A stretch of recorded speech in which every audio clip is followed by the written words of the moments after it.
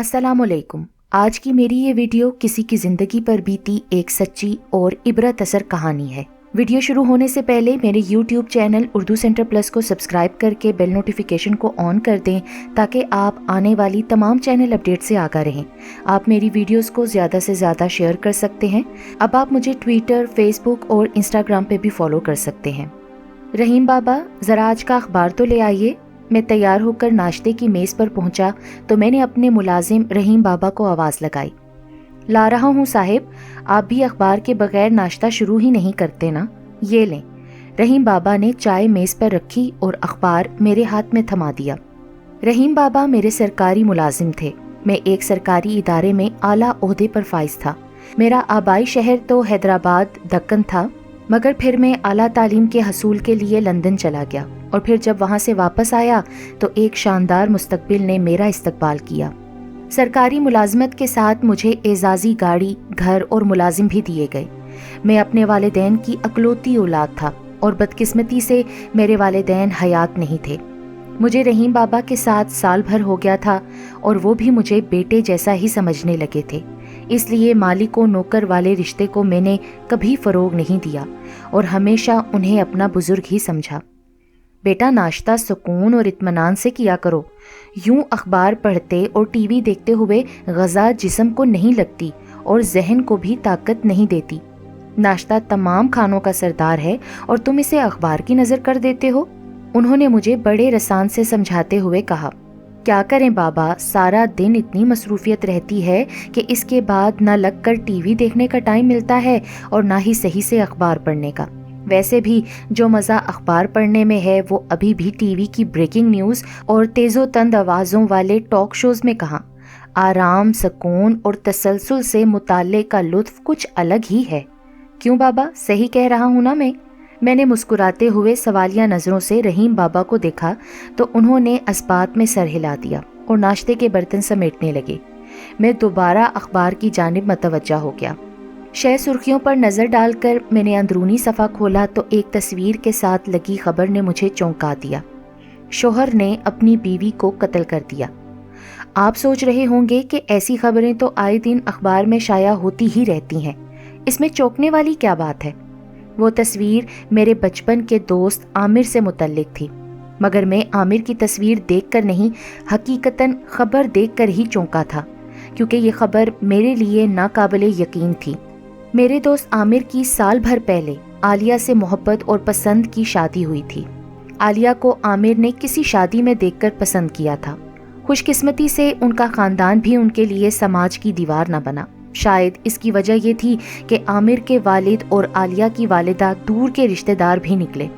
फिर उसके अलावा आमिर एक नेक और बरसरे रोज़गार लड़का था, जबकि आलिया खुद भी एक बाहया, पर्दादार और शरीफ लड़की थी। आमिर अपनी मोहब्बत पाकर बेहद खुश था, जैसे उसे दुनिया जहान की खुशियाँ मिल गई हों। तो फिर ऐसा क्या हुआ कि ये नाखुशगवार हादसा पेश आया? शायद किसी को कोई गलतफहमी हुई हो या फिर किसी ने आमिर के खिलाफ कोई साजिश की हो। मेरे दिलो दिमाग में हलचल मच गई थी और तबीयत में शदीद बेचैनी भी पैदा हो गई थी। मैंने फ़ौरन ऑफिस फ़ोन किया और इमरजेंसी का कहकर रहीम बाबा से बैग पैक करवाया और फौरी तौर पर हैदराबाद रवाना हो गया। आमिर मेरे दोस्त, ये क्या हुआ और कैसे हुआ? मुझे बता तो सही। किसी ने चाल चलकर तुझे फंसाया है क्या? आमिर मेरे रूबरू सर झुकाए खड़ा था। मैंने सवालात की बौछार कर दी। वो एक खूबरू नौजवान था, मगर आज उसकी बड़ी हुई शेव और वहशतनाक आंखें देखकर मुझे उसे पहचानना मुश्किल हो रहा था। उसने मेरा मान तोड़ दिया हाशिम। मेरी मोहब्बत का भरम भी न रख पाई वो। आमिर ने मेरे इसरार पर खामोशी का कुफल तोड़ा। क्या मतलब है तेरा? ऐसा कैसे हो सकता है? भाभी तो बहुत चाहती थी तुझे और वो तो बहुत बाहया और पर्दादार थीं। इंतहाई परहेजगार औरत थी वो, और तू खुद उनकी शराफत के गुण गाया करता था। फिर ऐसा क्या हो गया तुम दोनों के बीच? अब मैं खुलकर पूछ भी नहीं पा रहा था कि क्या वो किसी और के साथ इन्वॉल्व तो नहीं हो गई थी। वो मरते दम तक पाकबाज थी, मैं इस बात का गवाह हूँ। आमिर ने मेरे ख्याल की तरदीद की। तो फिर क्या किसी ने कोई चाल चली है, तुझे फंसाया है झूठे इल्ज़ाम में? मुझे बता तो सही, मैं तेरे लिए अच्छे से अच्छा वकील करवा देता हूँ। कोई ज़रूरत नहीं है अब। میں اعتراف جرم کر چکا ہوں، میں نے ہی اسے گلا گھونٹ کر مارا ہے۔ عامر نے گھمبیر لہجے میں جواب دیا۔ ایسا کیا ہو گیا تھا؟ تو کیوں مجھے الجھا رہا ہے دوست؟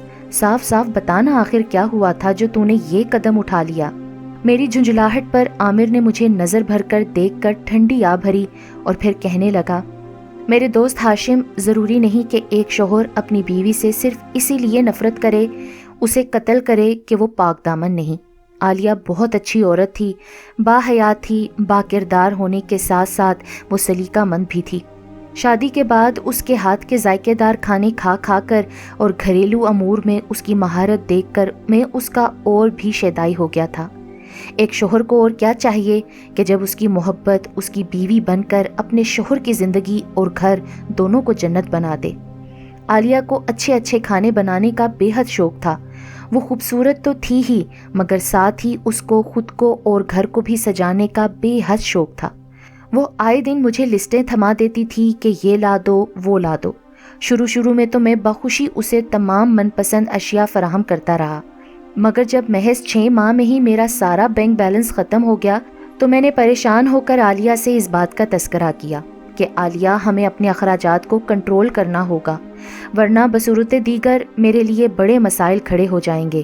اللہ نے چاہا تو کل ہم صاحب اولاد بھی ہو جائیں گے، تب تو بچت کرنا ناممکن ہو جائے گا، اسی لیے ہمیں ابھی سے ہی سنبھل کر چلنا ہوگا۔ میری بات سن کر عالیہ نے میری تائید کرنے کی بجائے میرے ساتھ الٹا بحث کرنا شروع کر دی۔ کیا مطلب ہے تمہارا؟ میں فضول خرچی کرتی ہوں؟